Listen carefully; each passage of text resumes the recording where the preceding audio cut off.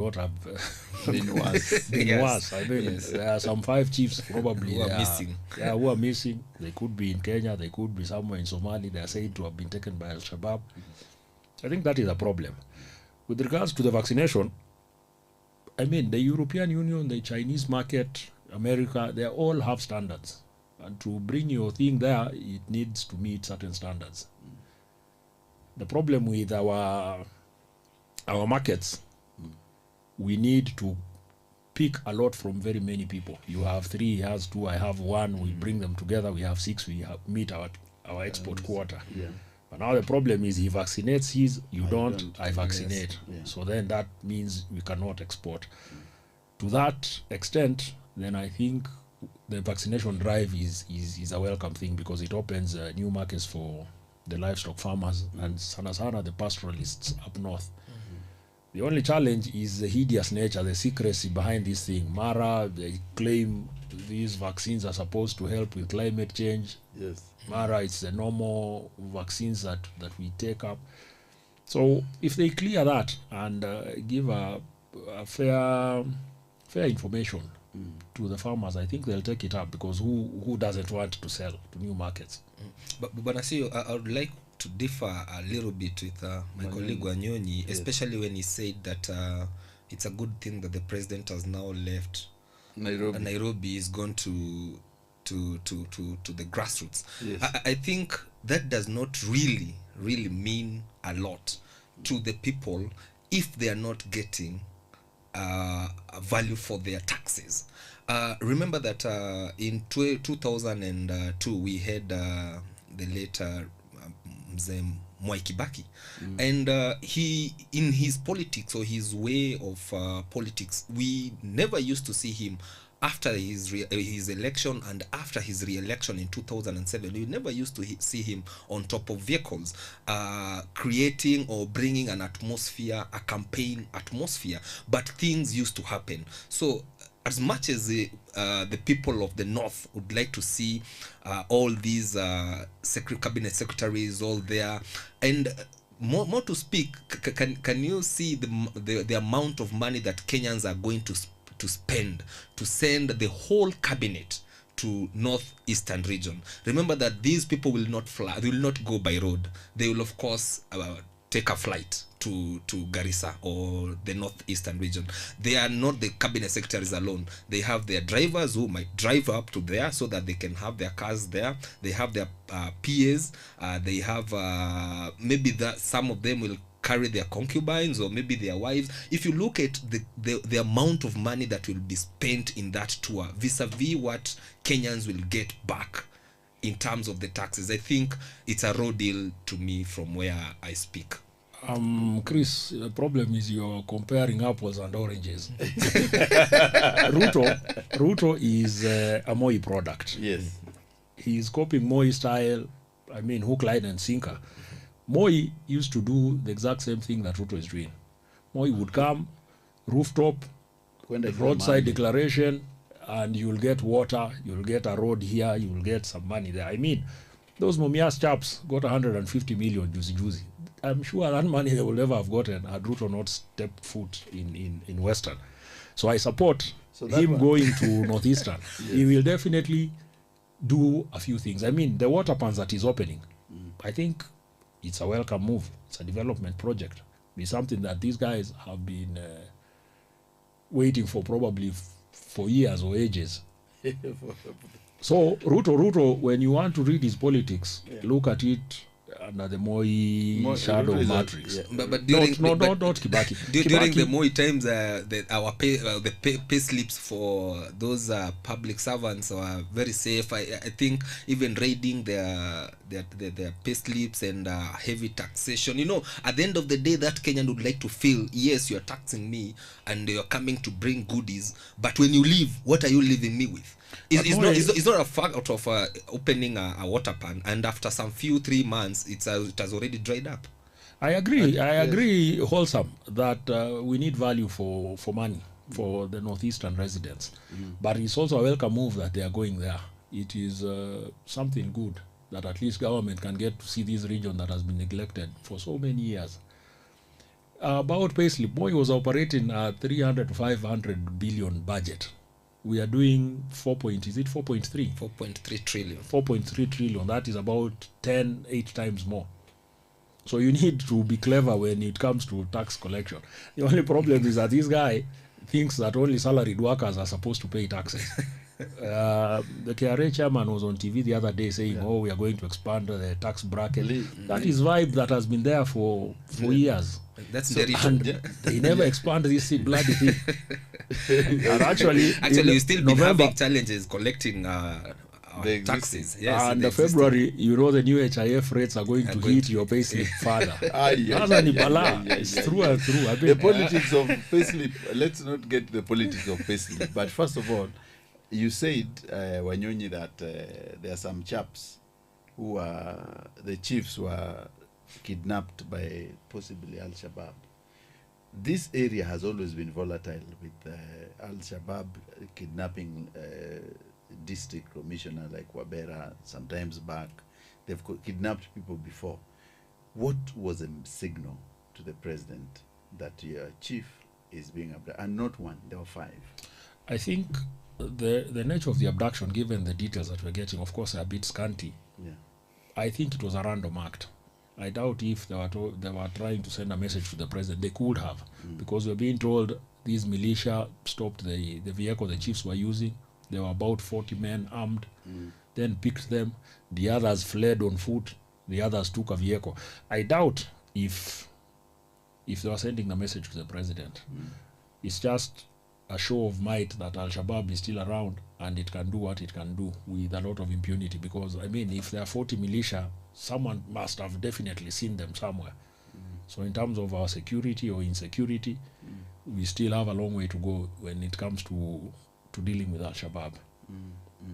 I think the head of state, who is the commander-in-chief of the Kenya Defence Forces, heading to Mandera or the north, and then a day to his visit, 5 chiefs are kidnapped, and we've seen there've been some relative calm in that region, but the message that I think those people were sending, or the people who have abducted these 5 chiefs who are still missing, I think it's a very strong message in terms of when it comes to security matters.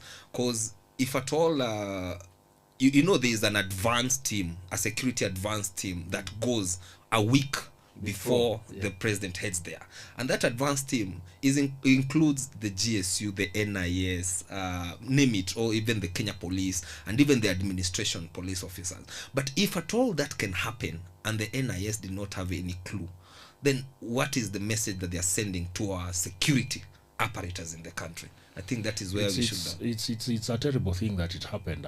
Actually, when we began, we say it couldn't have happened at a worse time for the president, because you'd expect probably 2-3 weeks before there are fellows who are combing through the area and getting information and intelligence, because this is a huge number of militia. I mean, 40 plus. Definitely, intelligence systems could have picked them, but maybe they were busy doing other things. They've been in the news for very wrong reasons. So maybe instead of deploying troops who go up north, sending the energies in the wrong direction. Subaru drives in Nairobi. But it's a terrible thing. I hope the chiefs are safe and that the apparatus will manage to get them back as soon as they can. So when you're saying, you see, there's something here. The chiefs have been kidnapped. President William Ruto is going to open a border point. Don't you see there's a conflict, because the Al-Shabaab are can still manage to get into the country and scatter with people? In properly functioning systems, I think the police chief should actually tender resignation, because I don't think that has ever been heard of. The number of times there has been security problems are hecklers. When the president comes, people heckle, but you don't see this kind of level of a threat to the president, because where are these militia still in the country? Have they crossed the border? Yes. I mean, is the president even safe doing rounds up north? It's a terrible thing that it happened. And noting with that, we have several camps by the Kenya Defence Forces in that region since we sent our forces in Somalia for peacekeeping, and that region has been relatively calm, and if it is happening when the president is heading there and is now there, I'm very sure where he is, the residents have been kept very far away from where he is because of the security areas, and you might find there are more NIS and police officers than the residents themselves attending. But you see, the point has already been put across that you're on your own. You're on your own, yes. It's terrible. Yes. Gentlemen, I want us to move away from President William Ruto's tour of the North and go to the former deputy, Rigiji, the truthful man. Today he unleashed a bombshell claiming that President William Ruto offered him 9 billion shillings to resign, 2 billion shillings to resign from the government. Is Gachagua speaking from a point of knowledge, or is he just pushing the envelope too far? Personally, I dismiss that as hogwash. There are two figures He's the truthful man. There are two figures that have been floated. The first one was that Rigiji stormed State House and said for every vote they got in the Murima, he is charging 4,000. Yes. You do the math, it came to around 8 billion. He said, that is crap. Today, he has said he was offered 2 billion. 2 billion. In the same breath, he says that MPs were given probably close to around 1 billion shillings to impeach him. Why would the president bother with this guy, give him 2 billion when you can bribe MPs at half the amount and still execute the same outcome? Yeah. So I think he's just politicking and the usual brouhaha that comes with a jilted lover. You see, when you kick out your knees, they usually go out with a lot of kick water, man. They usually come up with wild tales and things like that. So I think, from my point of view, I'm dismissing it as hogwash. You know, as much as my colleague Wanyonyi would want to dismiss it, I'm not sure whether the allegations or whether it's true. But now it's for the president now to come and clear the air and say, I doubt if the president has time to respond to such claims. Of course, but that's where now the former deputy president is dragging the president himself. He's telling him, he started by stating that the State House of Nairobi is a scene of crime, and that corruption really happens there on a daily basis. And that has really not gone well with the president's people, because they've been looking at a way to come and cleanse that or clean that or those allegations. Now again, he wakes up and comes up with another allegation that he was offered 2 billion shillings. I see a point where the deputy president is trying to use that each and every opportunity that he has to taint the image of the president and trying to invite him to a war, of which at the end of the day wanasemanga ukisema kupigana na nguruwe wewe mwenyewe ndio utachafuka. So at the end of the day, what your magazeti, when you get such claims, you ask, do you have documents? Yes. Definitely there is no documentation. So this is Ruto against Rigiji, yes. And at the end of the day, it now be at the doorstep of the president. Is it true? When it comes now to when he'll start his campaign now fully on the ground, these are some of the issues that will be faced with at his face. Tuliambiwa wewe ulikuwa unapeana 2 billion. Is it true? And you see, the problem with the president is the credibility tag is seriously diminished given the kind of names he's been given. The currency. So I'm sure a lot of people would want to believe this Rigiji vibe, simply because they think the president, he doesn't also say a lot of truthful things. Yeah, the truth is. So, but it's good banter, it's good politics, it's good discussions, but in terms of veracity, I doubt it. So you're trying to say that Rigiji, from where you sit, city, that Rigiji is saying is coming from a point of there something he knows. But in the past, we've seen Rigiji making very many statements which have become untrue. Others is flip-flopped. Remember, during the finance bill, he said, the only person who is opposing this finance bill is Raila. If you see Raila is opposing finance bill, this is the best thing. I think what Gachagua is doing is just playing politics, but he has, first of all, he has nothing to lose. And if in politics, if you are dealing with someone who has nothing to lose, then you are in for it. You have to come up with a strategy that will ensure that first, you'll not allow yourself to be in that fight, and you'll of course come out as the winner, noting that you'll come up with facts. But now the challenge that we have with this system is that they've lost, as Wanyonyi said, they lost that credibility of saying that this system really stands on facts and the truth. And that is where now Rigiji is hammering more, because listening to even his address to the Mulembe Nation this morning, he was addressing the Mulembe Nation through the vernacular radio stations from that region, and he was really telling them that you guys, you still are the second largest number of voters in the country after the Mlima people. Why do you allow the president to come here and try and bribe you with 150 million shillings, noting that it's a lie, and even most of those farmers did not receive their bonuses. So for Rigiji, where he sits is he's ready for this war, whether it's true or not, what the statements that he's making, but at the end of the day is to taint the name of the president, and as he said, is to ensure that President William Ruto becomes a one-term president. And he's doing a very good job, given the kind of reactions that you see in these social spaces. But I think 2027 will be a different ballgame. When the rubber meets the road, I think it will no longer be about who is more corrupt than the other. Yes. But is what do you bring on the table? And Rigiji says that the Luhya nation, actually, there is one claim that you've made that is wrong, that we are number 2 to Murima.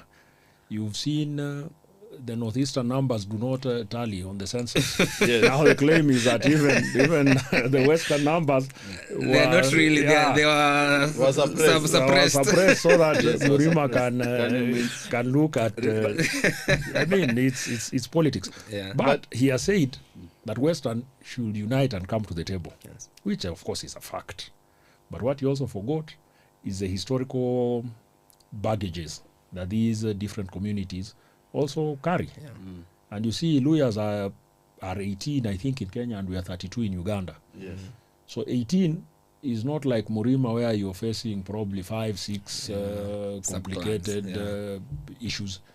So on the one hand, he comes up with one truth, then on the other, he comes up with a different, not a lie, but something that he only he knows. Only he knows.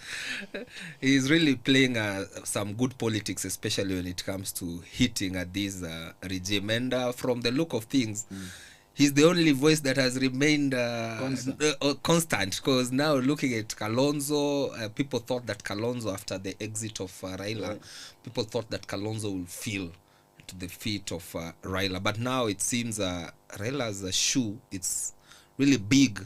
I don't know which politician in the country will ever feel Raila's shoe, that whenever he or she wakes up, people will feel, yes, this is the real person that maybe we should look up to when we want to anything to fight the government. But one more thing, CT. Rigiji said he's going to give his political direction sometime in January. He has now claimed he'll do it, I think, next week.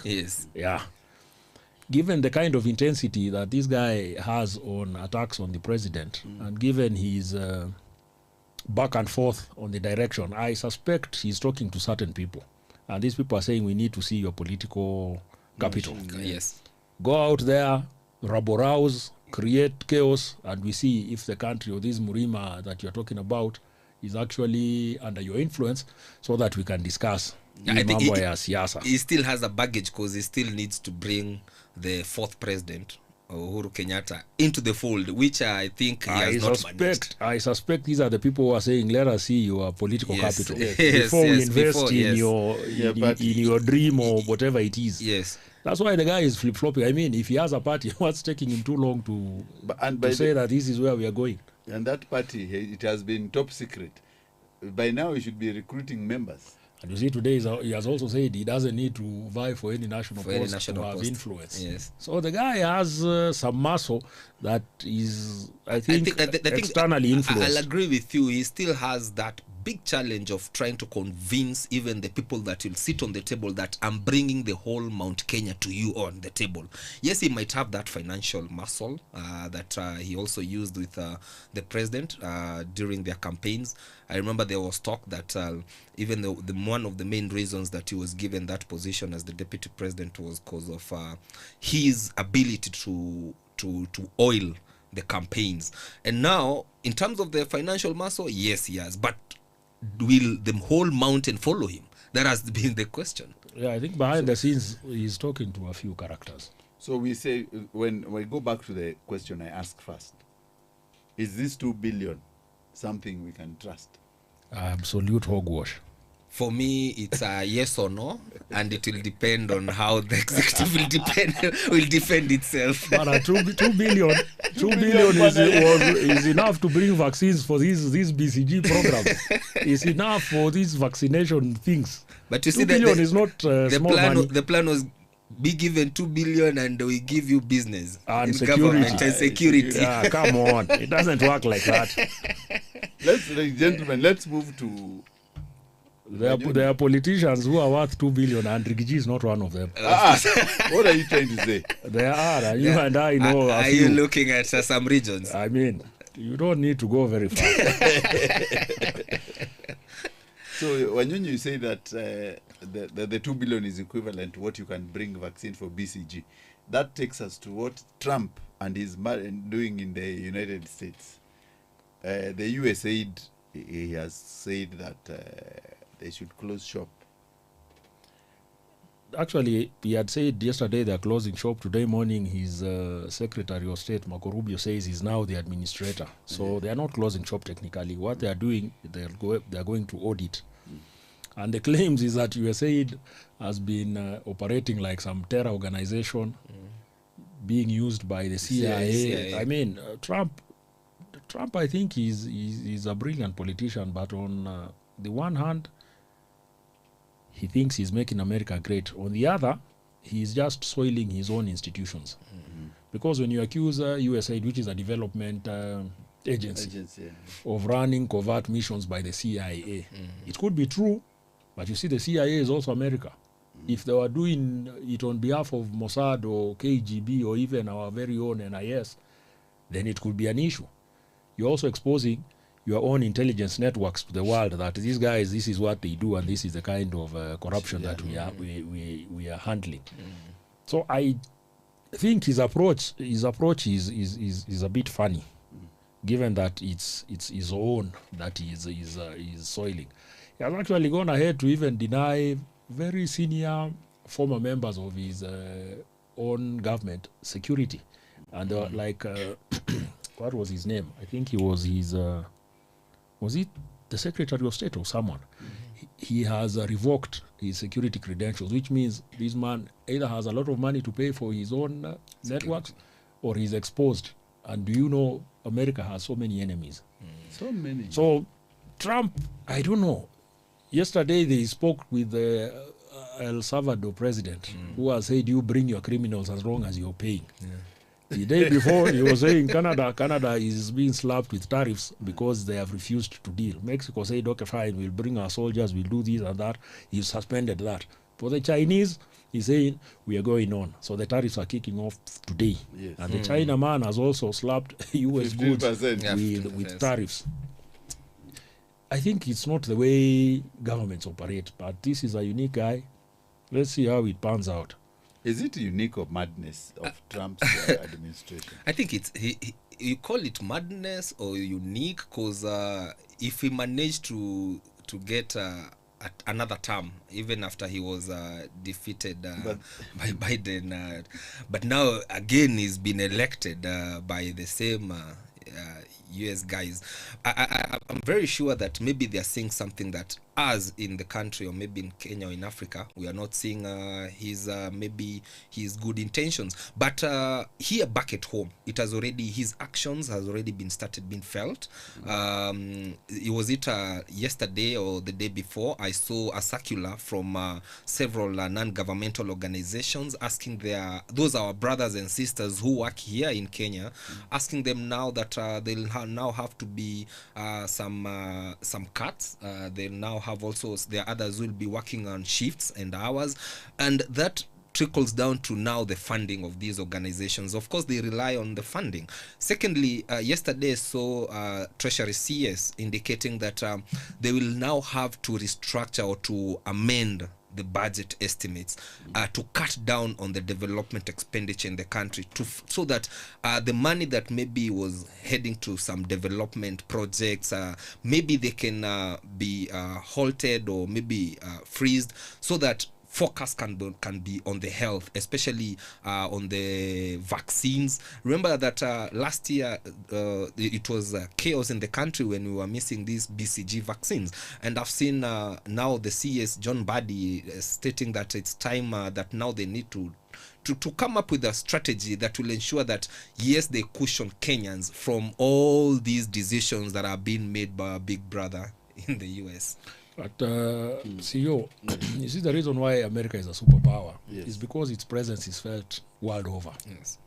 When you look here or there in any country, there is some footprints of the Americans. Yeah. And Donald Trump is withdrawing all this. I was reading in the New York Times, some columnists were saying he's working so hard to make China great again, because China, with its muscle, can easily replace the initiatives that these guys have done. The Chinese in their diplomacy have gone big on loans and development, not these social welfare things that the Americans have been good at. Yeah. If they switch their focus, who needs America? The Americans. But I think the Americans need Africa more. Exactly. But now the problem with Africans is our leaders, because when they meet at the AU, they still expect America to fund their sitting.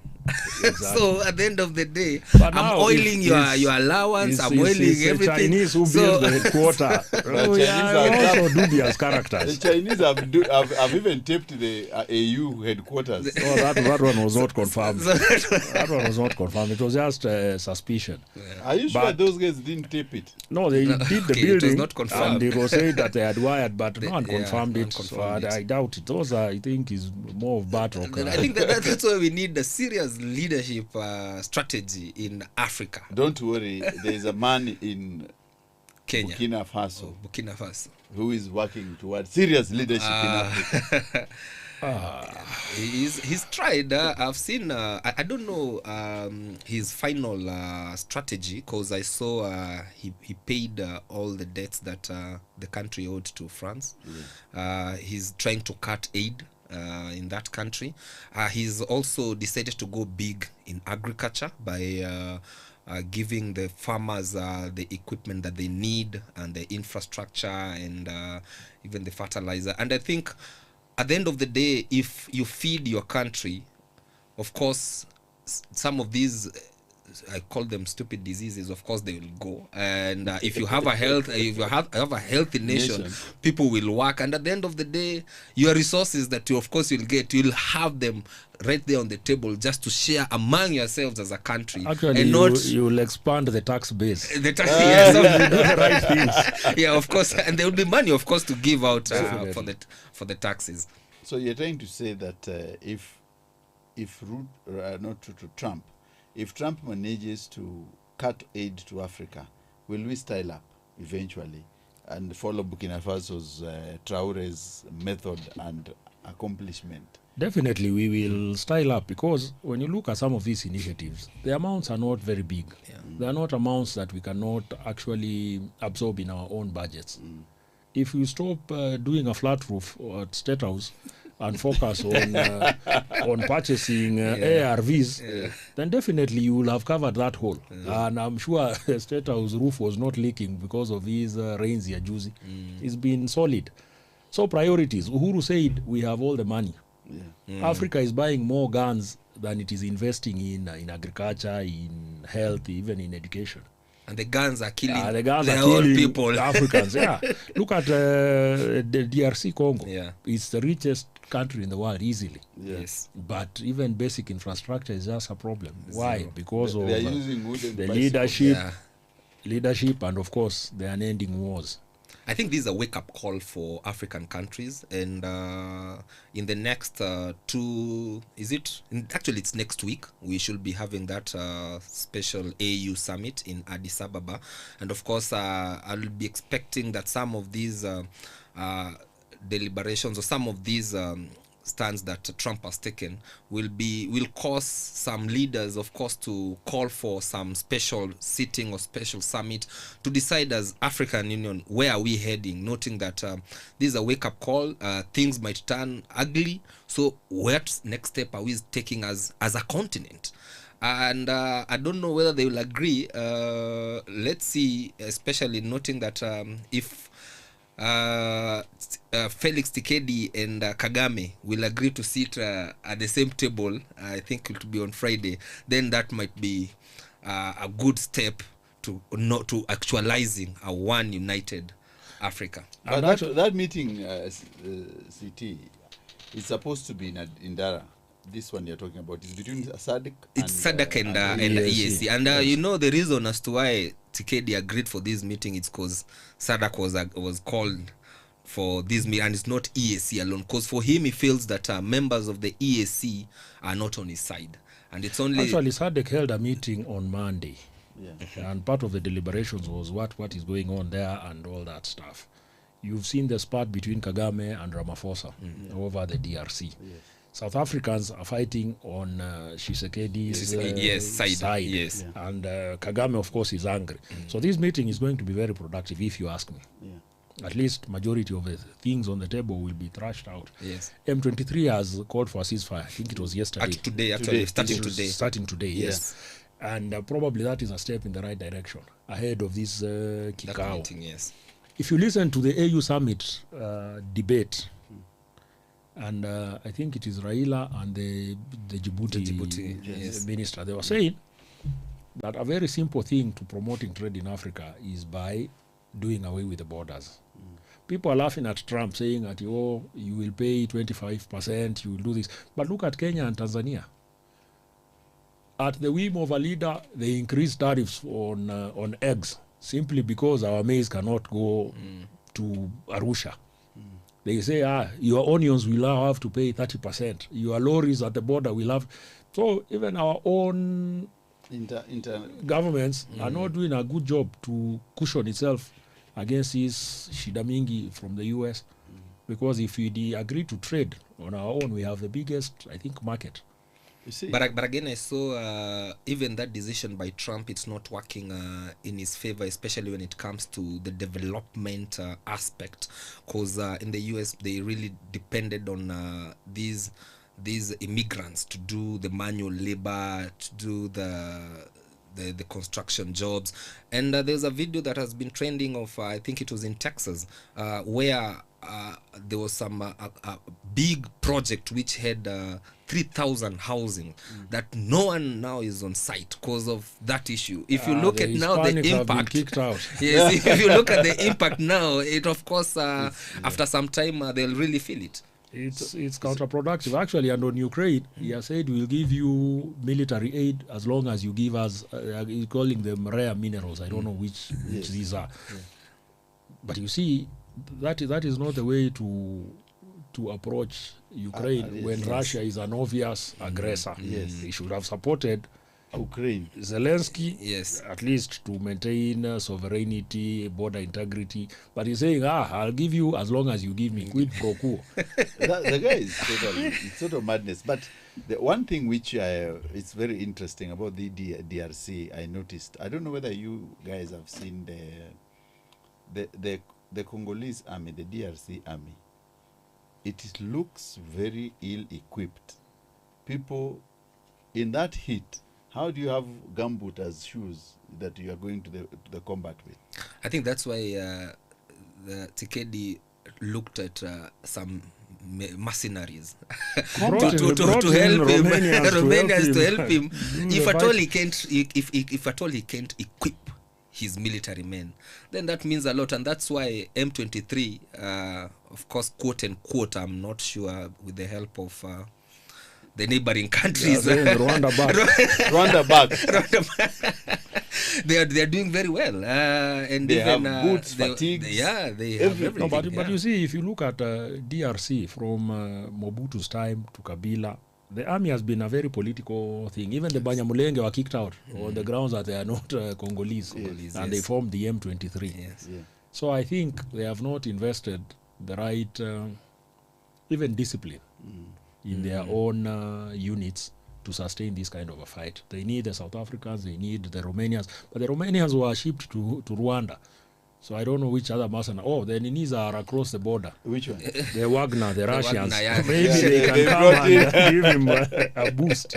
But what matters is that these Congolese army are paid approximately 13,000 shillings per month. What even a Kenyan security guard cannot earn in the country. You see, majority of these guys were actually mine workers. Yeah. There you go, you are proscribed to the military, but kazi yako ni kuchimba migodi. What time do you have to wear shoes? And the gumboots actually work better, I think. And in they the mines. didn't go for that formal training. Exactly. Majority, they didn't go for that. They just, it's when you're growing up, you're given a AK-47, at all, this is how it's used. shoot. Go to the forest, kidogo, train, ta-ta-ta-ta-ta. During free time, you're going for the mining, muna mine huko, kikiumana, you take back your gun. So But you see, Tshisekedi also has his own, what they call the presidential guard, Yeah. which is a very solid unit. The only problem is that I think there are 10,000 or 20,000 members. but over time, it has been infiltrated by guys who have been trying to even kill him. Exactly. Yeah. See, there was an attempted coup, was it last Yes, year? Last year, yeah. But that madman from America, Well, fellows who flew from America and No, they found that's bad, themselves in the palace. Yes, in the How did they palace, get how did there they- if they're mad? that is called Nanga, It's a crazy It's called arrangement. Nanga. Malanga or something. Yes. A very funny character who came and with his son, who was shot dead at the palace. Yes, at the palace. Gentlemen, I think it has been a good one. We've discussed Ruto in the north, the chief's abductions. We've discussed Rigiji and his 2B, Hongo, and of course DRC and many other things. Let's have our closing remarks. Well, my closing remarks will be let's wait and see what we'll have at the end of the day with President William Ruto's tour of the northeastern region. There might not be many in terms of the votes. Going by the last registered voters, I saw it's around 700,000. But they really tilt and decide which side will win, noting that the last general election Ruto won with 300,000 votes. So actually less than. So 200,000. it's interesting to see what would be the outcome. For Rigiji, I would say that the direction is taking, the Ruto people should be very careful not to be dragged into that war. And if they manage to be dragged into that war, Rigiji of course will win, because it's politics, and in politics, any word that is stated out there, it's for your opponent to come out and either defend or say the opposite. And for Trump, that effect is still being felt. It might not have reached personally to me or to you, but with time, of course, everyone in this country will feel that impact Wanyonyi, in one way or another. Yeah, my prayer goes to these 5 chiefs who are somewhere between Kenya and Mogadishu. Somali, that they are returned to their loved ones safe and sound, and that we tighten our security up north. With whatever Ruto is doing, I hope it might work. Trump, you don't know what he says at 8, or whether it will still be holding by 9. He's shifting goalposts left, right, and center. So, but when you look at yesterday, the stock exchange, the numbers were dipping after these trade tariff tiffs with countries. So the effect will definitely be felt in a very bad way. As for Rigiji, I think I'm enjoying the comedy. Let the circus continue. Yeah. Thanks. Okay, so you've heard it from the two gentlemen, of course, that let's political... One last thing. The transfer window has closed and nothing is happening at Old Trafford. My friend, Wanyonyi is, for our viewers and listeners out there, I'm the great Manchester United fan, and my friend here, Wanyonyi, is a Newcastle fan. What I have not understood is that a team which has never won Premier League in 40 years can ask us, Manchester United, 20 times record holder, 3 times Champions League winner. Even this guy, You remember, That is they've not even won a Champions League. How can you bring those things? No, you remember Sifuna telling Kalonzo we will not walk on our knees to be the same height. Yes. So I'm also not going to be dragged into that discussion. No. What I'm trying to say is that class is permanent. Look at the table. The Class table is tells the permanent. difference.